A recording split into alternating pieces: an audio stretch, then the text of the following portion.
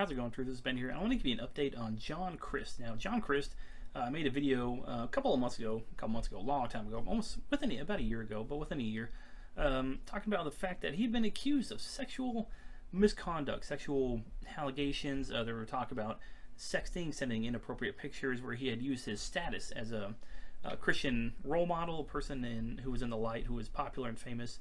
He'd used that in order to force women to do things that were sexually inappropriate with him, what that may be. There was a long list of allegations that were given. Now, what happened was this all broke about somewhere a little bit over 8 months ago. He's been silent for about 8 months. And Charisma magazine put out an article with several women who remained anonymous who accused him of being sexually explicit with them. Now, whatever that means, whatever that is, there was a couple allegations by different women.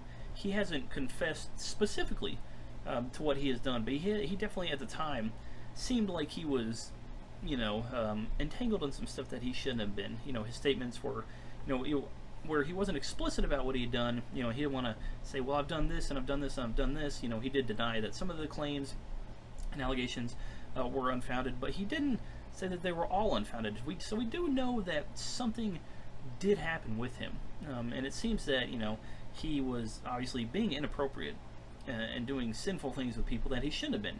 So what happened after that? Well, he goes silent. He goes silent for almost 8 months. So for 8 months he's silent.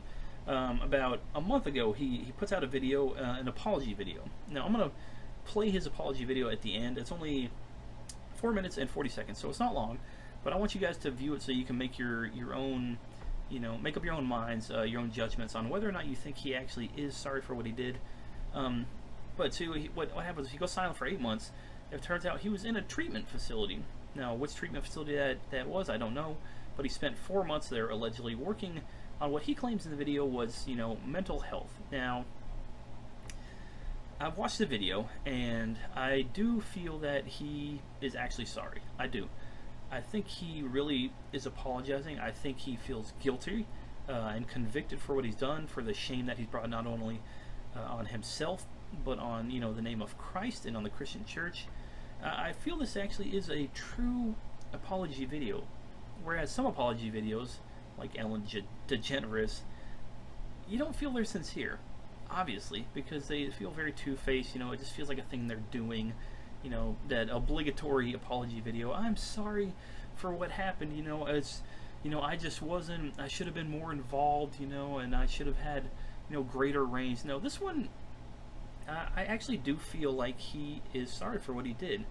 Now, I don't know if he has apologized specifically to the women that he has hurt. I would think that he needs to, but obviously I don't know what he's done personally. I don't know if he's reached out to these women. I think that is something that he definitely should do. But I feel he has apologized in this video, and I feel like he probably has repented. But I think one of the issues, and I've seen a couple of people respond to this, and one of the problems that they bring up is the same problem that I think is brought up, that it's not a mental health issue, it's a sin issue. It's a lust issue. It's a heart issue, right? It's not just, well, mentally I was struggling, with a chemical imbalance in my brain that made me do sexually explicit things that I should have been doing. No, that's not what the problem is. Now, there may be some kind of a physical, side to this, but first and foremost, it's sin. You sinned in your heart and in your mind, and then that translates to the real world. So while I do feel that he has apologized here, and I think as Christians, it's hard for us when we see somebody, famous like this, who has done something sexually inappropriate, for us to forgive this person.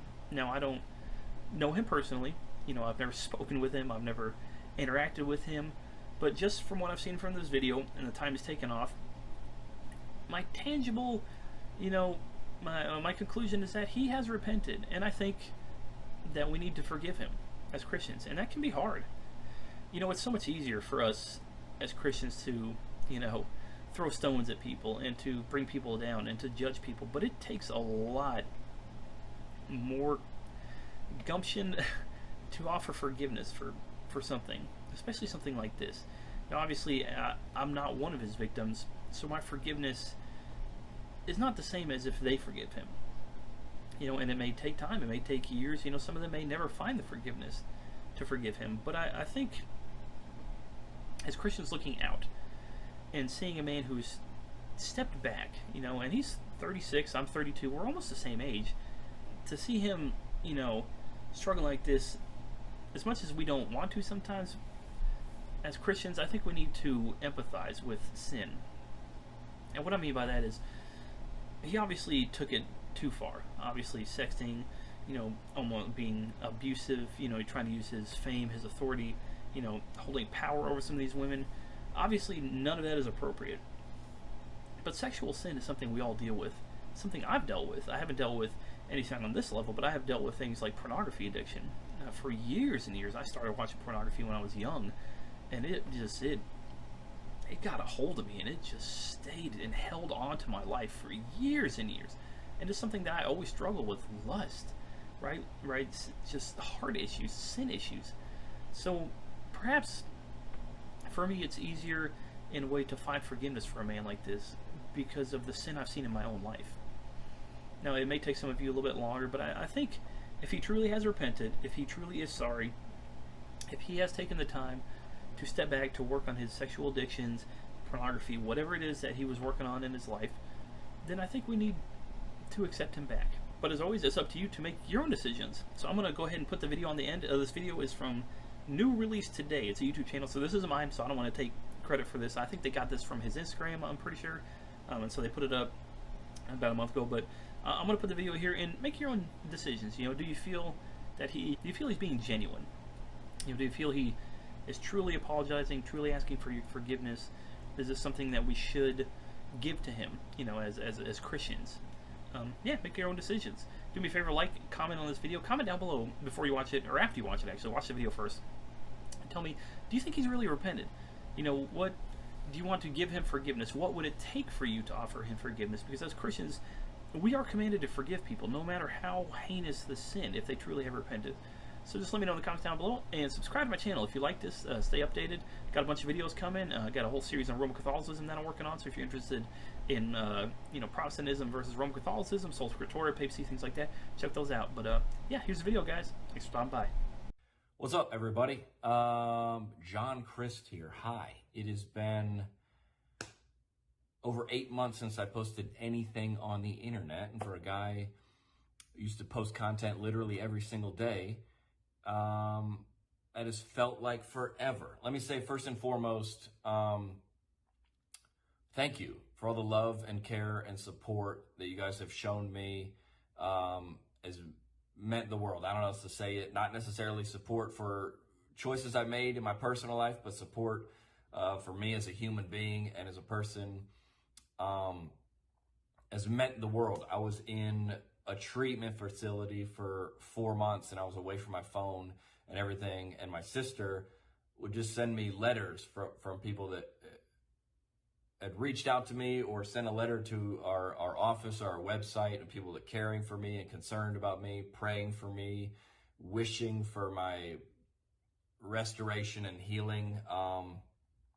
Incredibly humbled to receive that support. Certainly undeserved based on decisions that I made in my personal life, but incredibly humbling to receive. So let me just say thank you, first of all. I think, or I had assumed that I lived in a community of people that would be the first to look down on me and judge me and point fingers at me.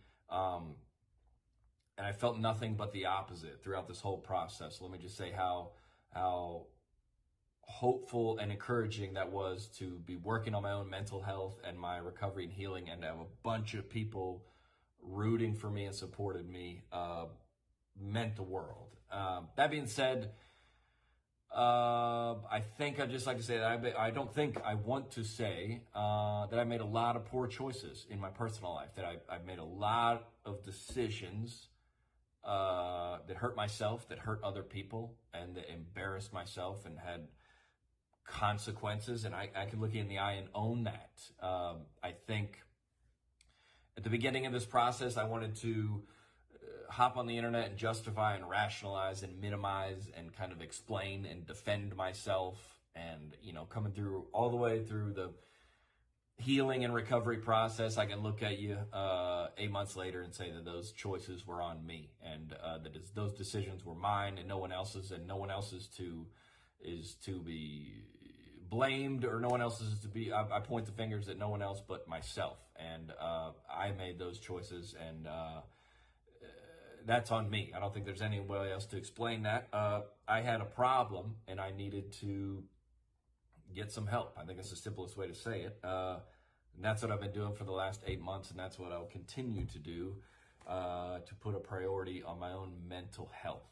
So let me just say thank you. It is, perhaps, I think, to me, the most embarrassing part is that I make a living. All my comedy videos were pointing out hypocrisy in a lot of ways, whether it's the honest football coach, this is what he's saying, but this is what he means. Or every parent at Disney, this is what the commercials are saying, but this is what it's really like at Disney. And perhaps the most embarrassing part of this whole thing is that the biggest hypocrite in all this was me, that I was portraying a person on the internet that I was not behaving like privately. I think that's the simplest and easiest way to put it. And that's on me. I think if I can look you in the eye and tell you that I'm part of the problem, that I could also be a part of the solution. And I think that's what I like to be. I've been doing that in my personal life, and like to make that transition to continue to do that publicly. Obviously, there's been a million times in the last 8 months that I want to jump on the internet and make a video or make a joke or an Instagram story, but I knew that if I didn't take the time to fix the broken pieces of myself, that I wasn't going to be good for anybody. So thank you all for the love and support and care. It's truly has meant the world, and I'm grateful that you guys have been on this journey with me, and I can't wait for the future. I'll see you soon.